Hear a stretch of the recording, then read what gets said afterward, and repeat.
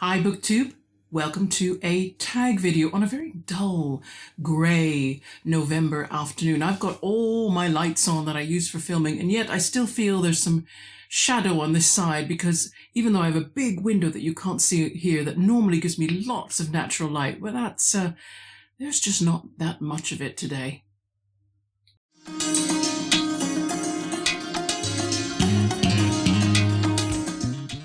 Today, I'm trying to catch up with some old tags. That is, I was either tagged ages ago or I wrote a script ages ago, and I've just had so much material in terms of tags. Lots of people are tagging me, thank you so much. But it means that I'm trying to keep up with it and not doing as well as I thought I might. This video was originally made by Becky at Book Reviews with Becky, and there'll be a link in my description box to her original video. I wasn't actually tagged for this one. I thought I was, until I read my script notes, which tell me that I watched Gareth at Book Songs and Other Magic do this tag, really liked it, and realized that Pat at Book Chat with Pat, she was doing a version as well, and I think it was her that said, here's an open invitation to anybody who wants to do the tag, and that's all I needed. So question 1 is asking me, what is an unpopular book opinion / preference that you have? And I struggled with this one. I thought, do I have anything that's really unpopular or even unusual? I don't think I have anything that's unusual, but I think in some circles it might be unpopular because I read a lot of literary fiction, but I don't believe that literary fiction is necessarily better writing than genre fiction. The difference between literary and genre to me is about meeting a very different set of reader and publisher expectations, really. One of the expectations that we know of genre fiction is that the author will turn out a new book pretty regularly because they start to, because it's a more commercial thing. Publishers are hoping they'll do that as well. And the story has to conform to certain conventions of that genre and the conventions of a series, if it happens to be a series that's being written. Usually, the writing for genre books must be crafted in order to optimize pace of reading and clarity. The reader should kind of get what they're reading right away and have a strong incentive to keep on reading. But see, easy to read and easy to write are two completely different things. And I think it was Nathaniel Hawthorne who said, didn't he? Easy reading is damned hard writing. And I believe that it is. Whereas with literary novels, there's a kind of expectation that the writer should be allowed to have more time to produce each book. And perhaps they're thinking of research. They may not be necessarily, because some genre novels, they need research also. Science fiction and fantasy, they need world building if you don't already have that done from a previous book.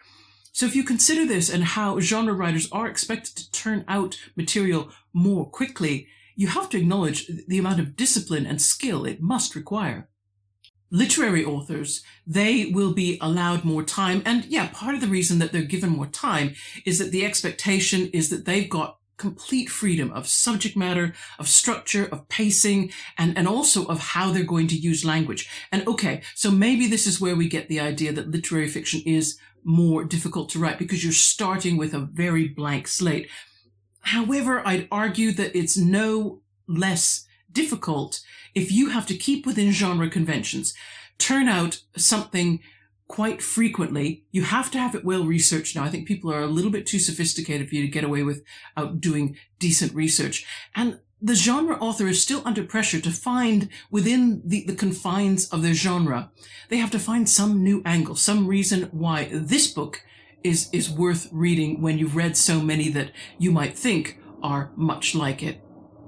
Now, I've said all that, and I'm going to kind of go back on myself because I do think it must be more challenging to find the creative shape of your book if you have such open, unrestricted space as you get with a literary novel. You can literally do anything in any way that you would like to do it. So in that sense, I think it's probably easier to keep coming up with new ideas within a genre framework because the restrictions of the framework are sometimes helpful to creativity. So I do think there's perhaps a greater demand on the author of a literary novel to come up with and to structure that idea. That's the difference that I really see between those two types of writing. Question 2 in this tag says, Has my reading taste changed over the years, and how? I don't think it has.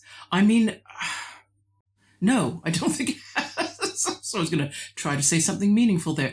I have a preference for literary fiction, but I feel that's really just about variety. Literary fiction is more varied. By its very nature, you never really quite know what you're going to get. There's a greater surprise, a greater novelty factor, perhaps, than if you pick up a genre novel, where you know that there are some things you're going to get, definitely. And that's why my genre reading wanders all over the place. It never stays with one genre or goes into depth with one genre.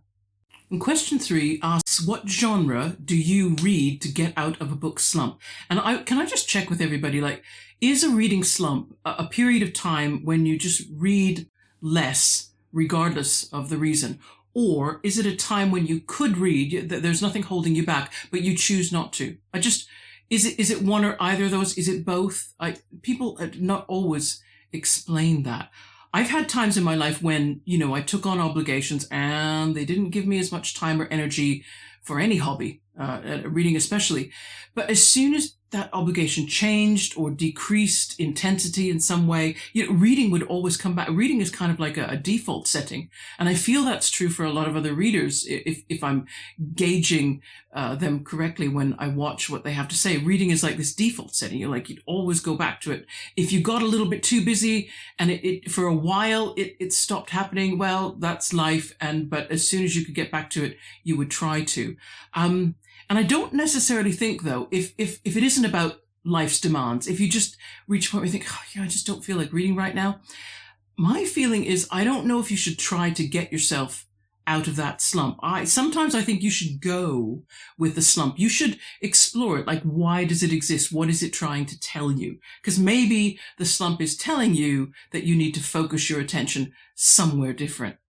Maybe your slump is telling you that you want something different in your life. Reading has maybe taken up too much of it, or there's a sameness in your life that reading isn't helping to give you any variety. So sometimes I think, yeah, maybe you need downtime. Maybe you need to clean the garage. Maybe you need to, just go out, meet people, feed some ducks or something, have a coffee with a friend. Maybe you just need a change of pace. It's not the end of the world. So I don't know. I wouldn't always fight against a slump if I could see that it wasn't external obligations that were making me too busy or too tired to read.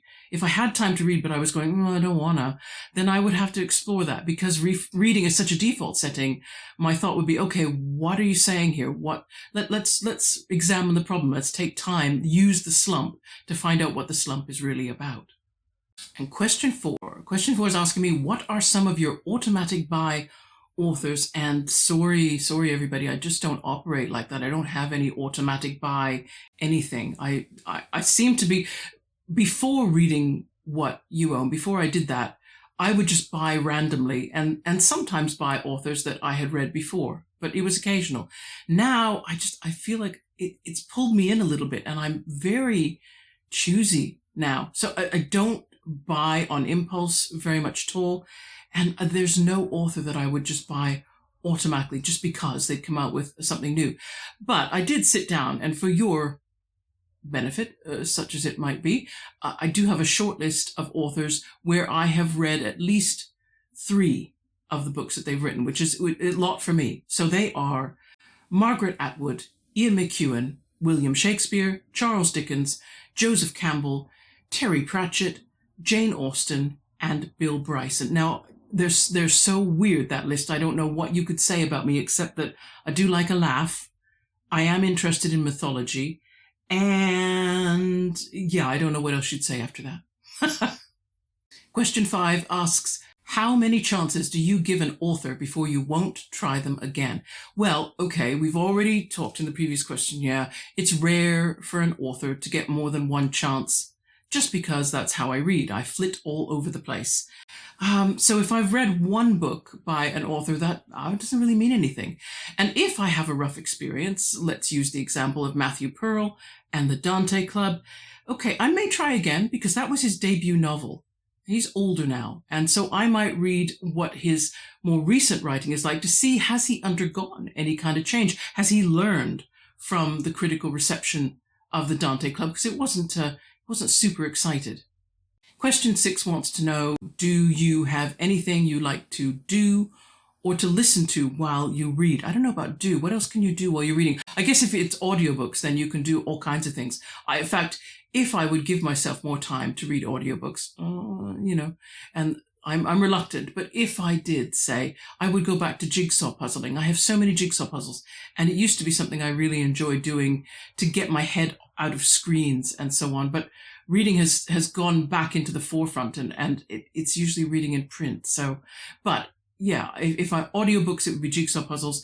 If I'm reading a book, I don't want noise if I can help it. Silence is my number one. If I can get silence, oh my goodness, it's so rare, then I want silence.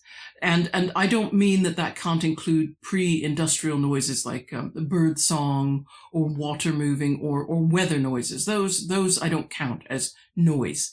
I do like the white noise that's made by appliances, washing machines, dishwashers. I love laundromats.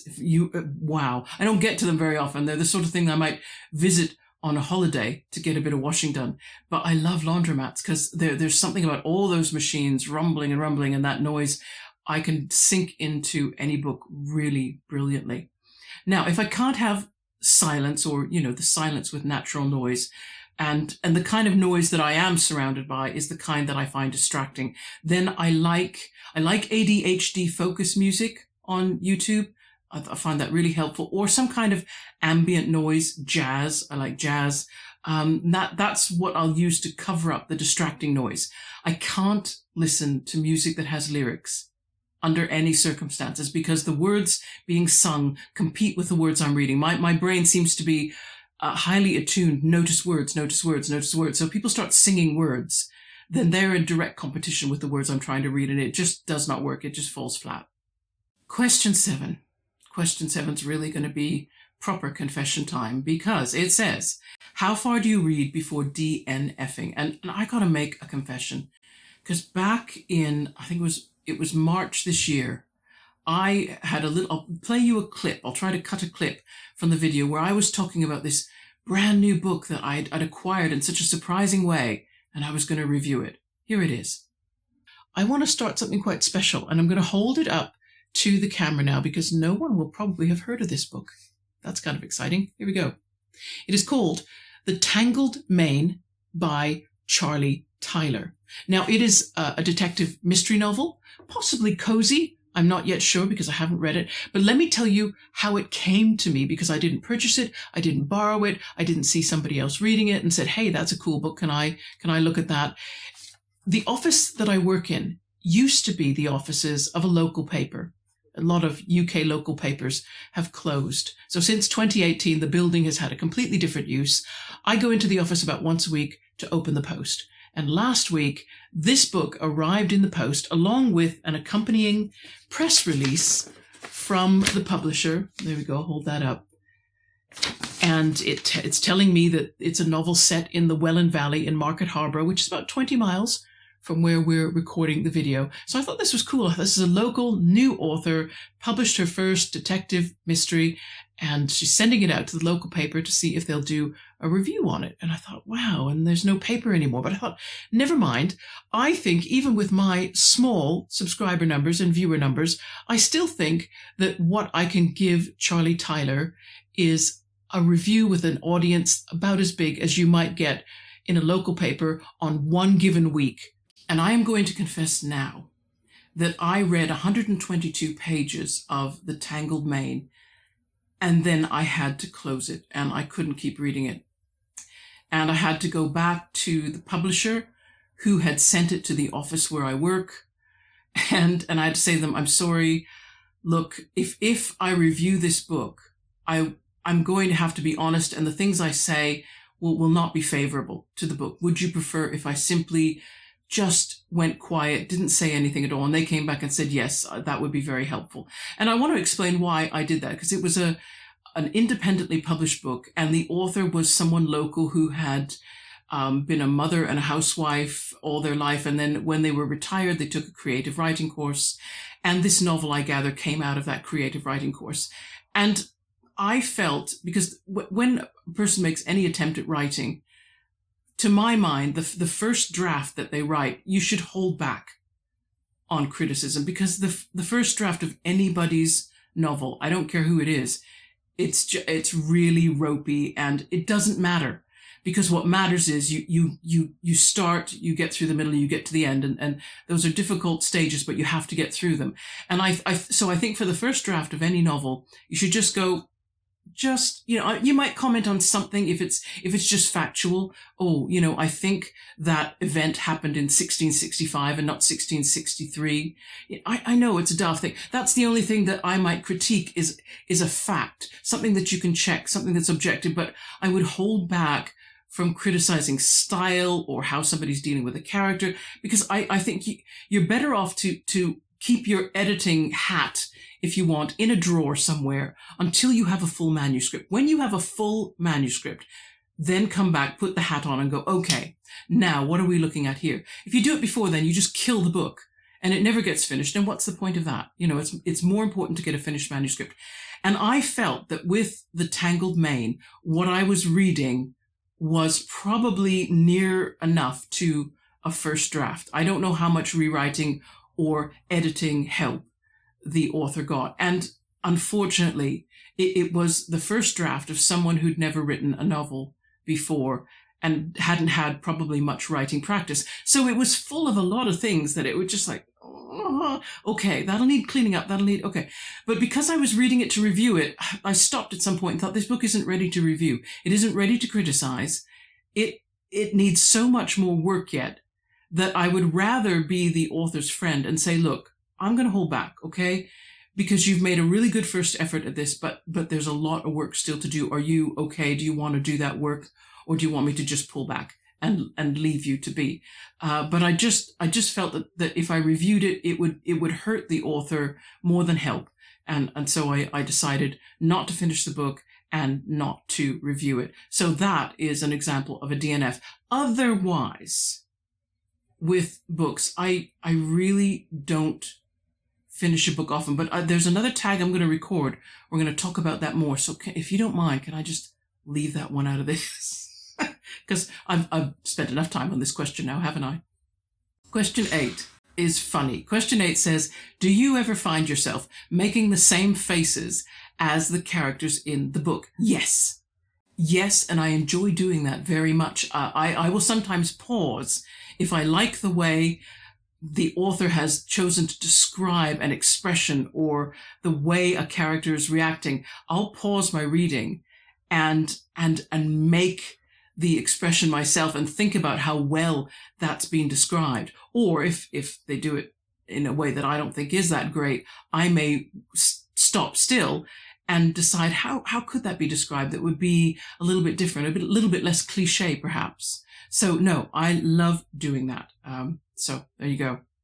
Question 9, really quickly to answer, because it says, rereading? Yes, no, depends. Yeah, depends. But BookTube is helping me to discover the joys of rereading. So thank you to everybody for that.